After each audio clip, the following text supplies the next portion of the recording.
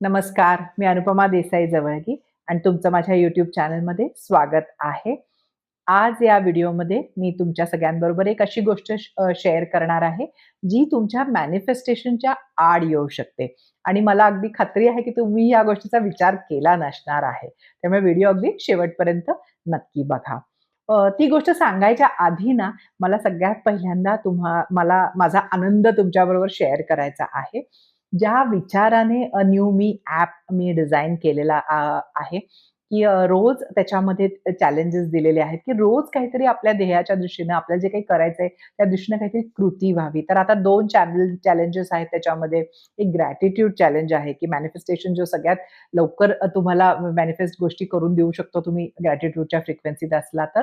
आणि दुसरं आहे, की मॅजिक ऑफ मॅनिफेस्टेशन चॅलेंज 30 दिवसाचा, की ज्याच्यामध्ये मॅनिफेस्टेशनच्या साठीच्या ज्या लिमिटिंग बिलीफ्स आहेत त्या हळू-हळू कशा बदलायच्या. दोन्हीमध्ये अफर्मेशन्स आहेत, कृती आहे, जर्नलिंग प्रॉम्प्ट्स आहेत, जे आपल्याला स्वतःला आपली ओळख पटवून द्यायला मदत करतात. आपले काय विचार आहेत ते आपल्या लक्षात येतं आणि जो लॉ ऑफ अट्रॅक्शनचा जो वर्कशॉप किंवा कोर्स म्हणूया, जो दिलेला आहे, त्या दोन्ही गोष्टींना अत्यंत छान प्रतिसाद दिलेला आहे तुम्ही सगळ्या माझ्या अनयोयू फॅमिलीने. कारण कसं आहे, की जो लॉ ऑफ अट्रॅक्शन कायम काम करतो, तो थोडासा जास्त टेक्निकच्या पलीकडे जाऊन समजून घेणं फार गरजेचं आहे आणि माझी अशी खूप इच्छा होती, कारण खूप व्हिडिओज आहेत, असंख्य YouTubeवर व्हिडिओज असतात. पण ते कुठल्याच ह्याच्यामध्ये नीट कशानंतर काय करायचं, कुठून सुरुवात करायची, त्याचं वर्कबुक असल्यामुळे प्लॅन तो त्याच्यामध्ये दिलेला आहे. हे सगळं कळत नाही आणि मग काहीच केलं जात नाही. फक्त एखादा व्हिडिओ बघितला जातो, काहीतरी थोडे प्रयत्न होतात.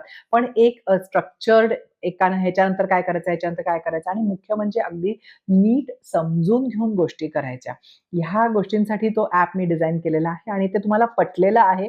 ह्याचा मला खूप विशेष आनंद आहे, की सर्व वयाची लोकं तो डाउनलोड करून ते कोर्सेस करता आहेत. ते चॅलेंज घेतलेलं आहे लोकांनी 30 दिवसाचं. सो त्यासाठी अगदी मनापासनं मी धन्यवाद देते सगळ्यांना.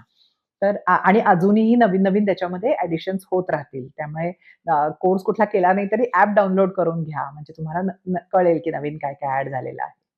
आता आजचा विषय बघूया. तर आजचा विषय आहे की पीपल प्लीजिंग आणि लॉ ऑफ अट्रॅक्शन. तर आता पीपल प्लीजिंग म्हणजे काय? तर पीपल प्लीजिंग म्हणजे दुसऱ्यांना आनंदी करणे.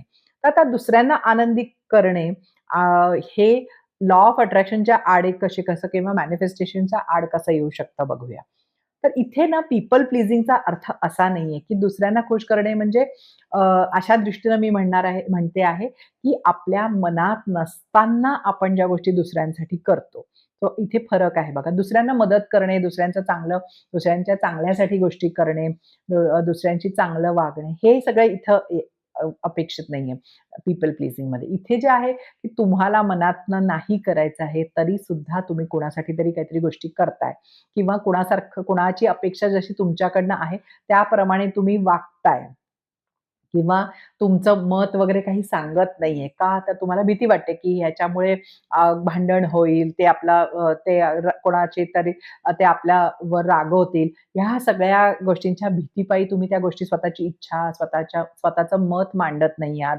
तर ह्या सगळ्या गोष्टी या पीपल प्लीजिंगच्या ह्याच्यामध्ये येतात.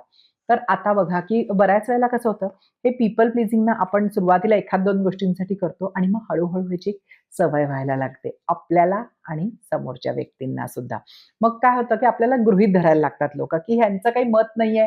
आपण जे आपल्यासाठी लोकं निर्णय घ्यायला लागतात. आपल्या मताचा फारसा विचार केला जात नाही किंवा आपल्याला विचारलं पण जात नाही. अ, हे मत मांडायच्यासाठी आपल्याला ती संधी पण मिळत नाही हळू तर हे एक ग्रॅज्युअल एक अशी प्रोसेस सुरू होते. आणि मग काय होतं, की दरवेळेला आपण हा विचार करतो, की आपल्याला ते काय हवं आहे याच्यापेक्षा सुद्धा आपण ही कृती केल्यानंतर दुसऱ्यांना राग तर येणार नाही ना, त्यांना आनंद होईल का? ते ते आपल्याशी कसे वागतील? ते दुखावले तर जाणार नाही ना? ह्या सगळ्या गोष्टींचा फक्त आपण विचार करायला लागतो.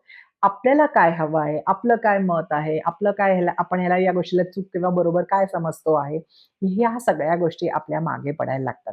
सो प्रत्येक गोष्टीचा निकष आपला हे होतो, की हे मी असं वागल्याने, बोलल्याने कुणी दुखावलं तर जात नाही ना किंवा समोरची व्यक्ती रागवणार तर नाही ना, भांडण तर होणार नाही ना आणि मग हळूहळू आपण हे आपलं मत देणं, आपला विचार करणं हे सगळं सोडूनच द्यायला लागतो आणि आपण पूर्णपणे त्या पीपल प्लीजिंगच्याच मागे लागतो.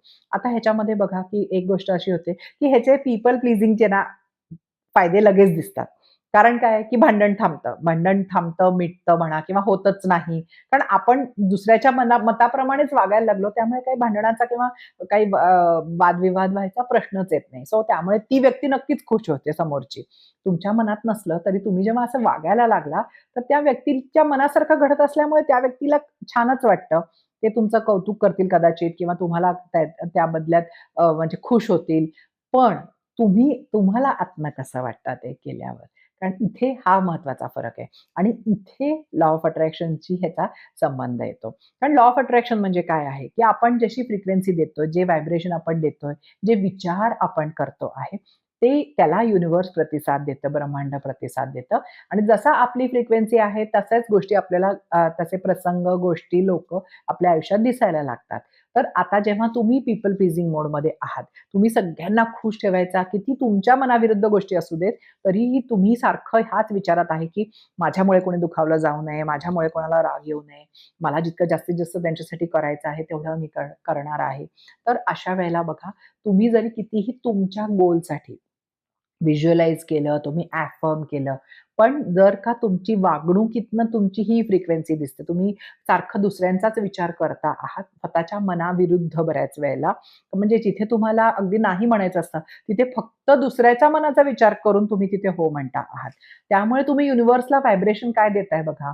तुम्ही काय म्हणताय, की माझी इच्छा महत्त्वाची नाहीये ना, की मला ह्यांचा आनंद जास्त महत्त्वाचा आहे. ह्यांना राग येऊ नये, काही आमच्या नात्यांमध्ये काही कॉन्फ्लिक्ट होऊ नये. हे माझ्यासाठी जास्त महत्वाचं आहे. माझ्या इच्छा तेवढ्या महत्वाच्या नाहीयेत किंवा मी तेवढी महत्वाची नाहीये. असा तुमचा विचार, हा विचार तुमचा युनिव्हर्सला जातो आहे आणि युनिव्हर्स तुम्हाला तशाच गोष्टी देणार आहे, की तुम्ही तेवढ्या महत्वाच्या नाहीयेत, तुमच्या इच्छा महत्वाच्या नाहीयेत. हाच ह्यालाच करस्पॉन्डिंग तुम्हाला दिसणार आहे मॅनिफेस्टेशन. त्यामुळे एकतर तुम्हाला अशी जास्तीत जास्त लोकं दिसायला लागतील, की जे तुमचा असा एकतर गैरफायदा घेताय असं म्हणूया, की जे तुमच्या मताला किंमत देत नाही, जे तुम्हाला अशी वागणूक देतात, की जे जिथे तुम्हाला तुमचं मत सांगता येत नाही किंवा काही सांगितलं तर ते रागवतात आणि सारखं तुम्हाला हाच विचारात तुम्ही राहावं लागतं, की हे रागवणार नाहीत ना, हे काही मला बोलणार नाहीत ना, हे निघून नाही जाणार ना. ह्याच्यासारखीच अजून-अजून प्रसंग आणि अजून-अजून लोकं वेगवेगळ्या रूपाने तुमच्याकडे येतील. मग तुम्ही घरात तसे वागत असाल, तुम्हाला ऑफिसमध्येही बॉस तशाच वागणूक तुम्हाला त्याला सामोरं जायला लागतंय. कारण तुम्ही तशी फ्रिक्वेन्सी युनिव्हर्सला देता आहात. तर आता ह्याच्यामध्ये बघा, की एखादं उदाहरण आपण घेऊया, की तरुण आहे आणि कोणाला तरी लव्हिंग प्रेमळ नात्यात जायचं आहे, रिलेशनशिप हवं आहे. तुम्ही छान व्हिज्युअलाइज करताय, तुम्ही छान अफर्म करताय. पण तुम्ही जे आता नातं चालू आहे, त्याच्यामध्ये ती व्यक्ती तुमच्याशी कशीही वागली, तरी तुम्ही काही प्रतिकार करत नाहीये. तुम्ही त्याला आपलं मत मांडत नाही, की मला आवडत नाहीये, हे मला साठी हे बरोबर नाहीये. तुम्ही तुमचं इच्छा, आकांक्षा, प्रेफरन्सेस काही सांगतच नाहीये. तर तुम्हाला युनिव्हर्सला काय फ्रिक्वेन्सी जाते, की तुम्हाला काहीही चालतंय. बरोबर आहे. मग तुम्ही जरी ते कितीही अ, हे केलेलं असलं, की अफर्म केलेलं असलं, की हे असं हवंय, असं व्हिज्युअलाइज करताय, की ती व्यक्ती कशी वागतेय. पण दाखवताना तुम्ही युनिव्हर्सला असं सांगताय, की मी काही टॉलरेट करू शकते, मी काही एक्सेप्ट करू शकते. मला काहीही मान्य आहे, मला काही मंजूर आहे सगळं. तर मग तुम्हाला तशाच गोष्टी दिसायला लागतील किंवा बऱ्याच वेळा असं होतं एक रिलेशनशिप संपली तरी सगळे पुढच्या व्यक्ती तशाच यायला लागतात. कारण तुमचं फ्रिक्वेन्सी बदलतच नाहीये. तुम्ही त्याच ह्याच्यामध्ये आहात, की मला काहीही मी चालून घेऊ शकते असं. सो इथे असा फरक पडतो मॅनिफेस्टेशनच्या आणि या सगळ्या गोष्टींमध्ये. तर आता तुमचं मॅनिफेस्टेशन कशावर असतं, की तुमची काय इच्छा आहे? तुम्हाला स्वतःला त्याच्यासाठी योग्य समजता का?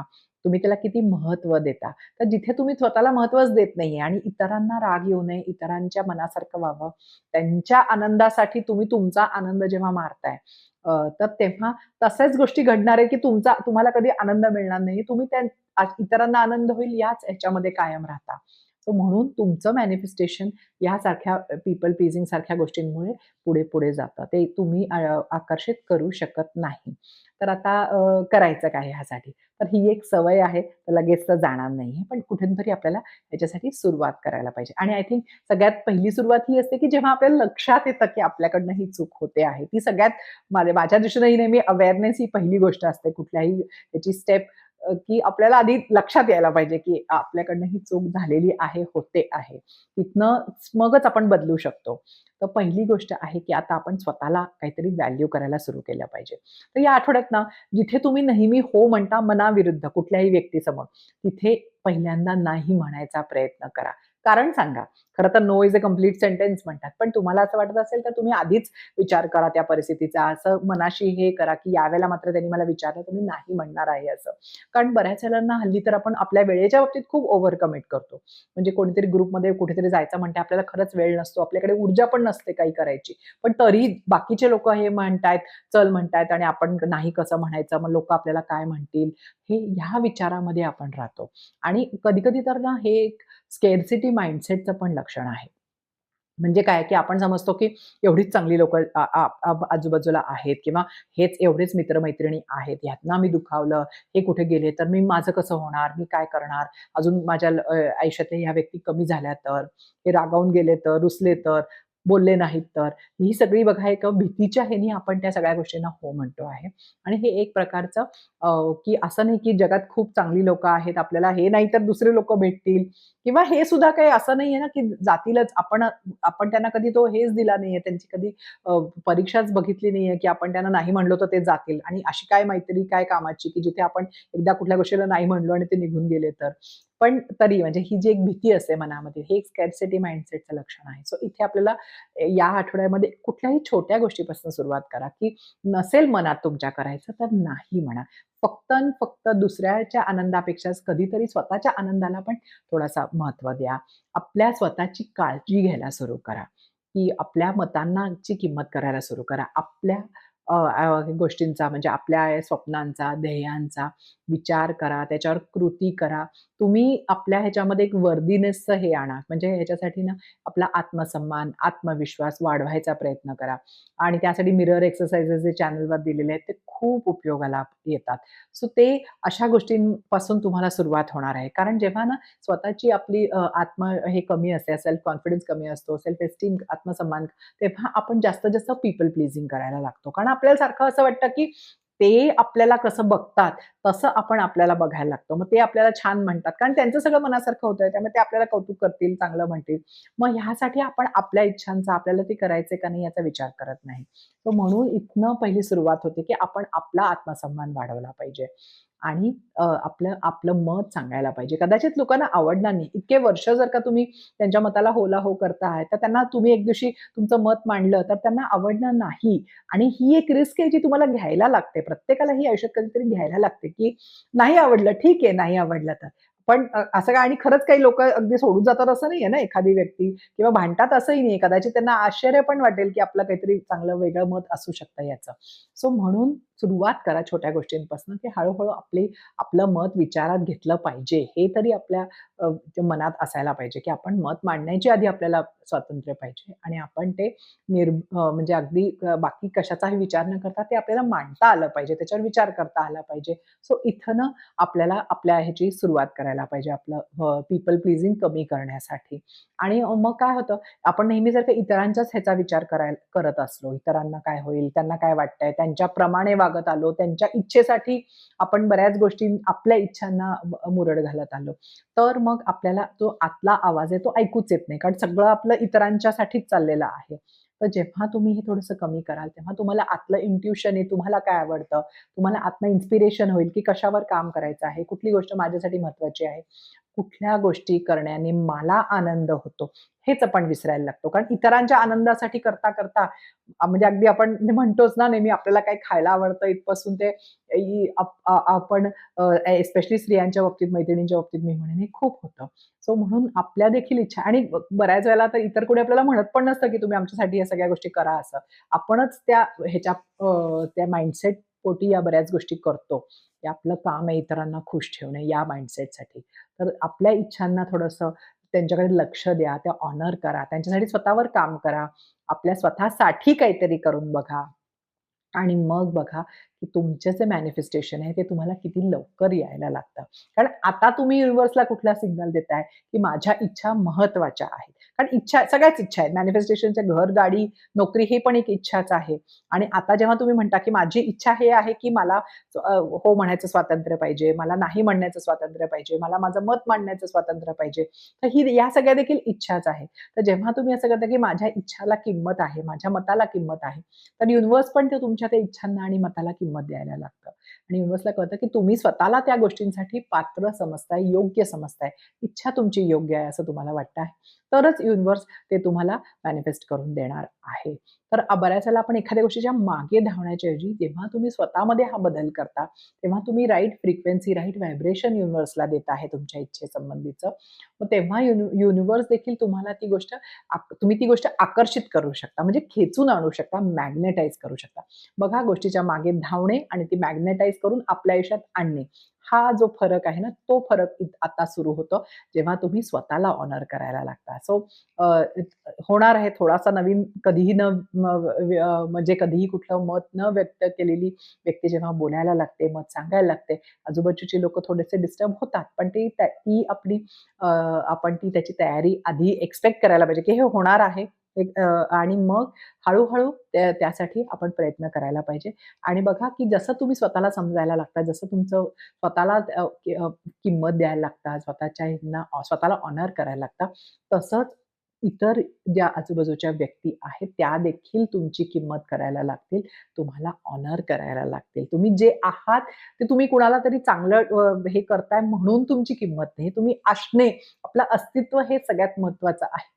हे जेव्हा आपल्याला पटायला लागतं आणि आपण त्याप्रमाणे वागायला लागतो, की म्हणजे तुमची व्हॅल्यू ही तुम्ही किती लोकांना खुश ठेवू शकताय, किती लोकांच्या हामध्ये हा करू शकताय, याच्यावर नसून तुमची जन्मजात तुमची व्हॅल्यू आहे, तुमच्या स्वप्नांची व्हॅल्यू आहे. हे जेव्हा तुम्हाला पटतं, त्याप्रमाणे तुम्ही वागता, इतरांना दाखवून देता, तेव्हा खरं मॅनिफेस्टेशन सुरू होतं. सो हे पीपल प्लीजिंग आणि लॉ ऑफ अट्रॅक्शन ह्यांचा एक खूप जवळचा संबंध आहे. कारण त्याचा आपल्या मनात असणाऱ्या भावनांचा आपण जे फ्रिक्वेन्सी एमिट करतो, जे आपलं माइंडसेट आहे त्याच्याशी संबंध आहे. तर हे तुम्हाला माहिती आहे, की तुम्ही ह्याचा विचार केला नसेल, ह्याच्याबद्दल मी देखील कुठे फारसं ऐकलेलं नाहीये. पण माझ्या मनात एक हे आलं, की ह्याचा काहीतरी संबंध आहे आणि म्हणून आज तुमच्याबरोबर हे गोष्टी शेअर केलेल्या आहेत. आवडल्या तर लाईक करा. ज्यांना फायदा होईल त्याच्यावर जरूर शेअर करा. चॅनलला सबस्क्राईब करा आणि असंच पुढच्या व्हिडिओमध्ये एक नवीन विषय घेऊन भेटूया. थँक नमस्कार.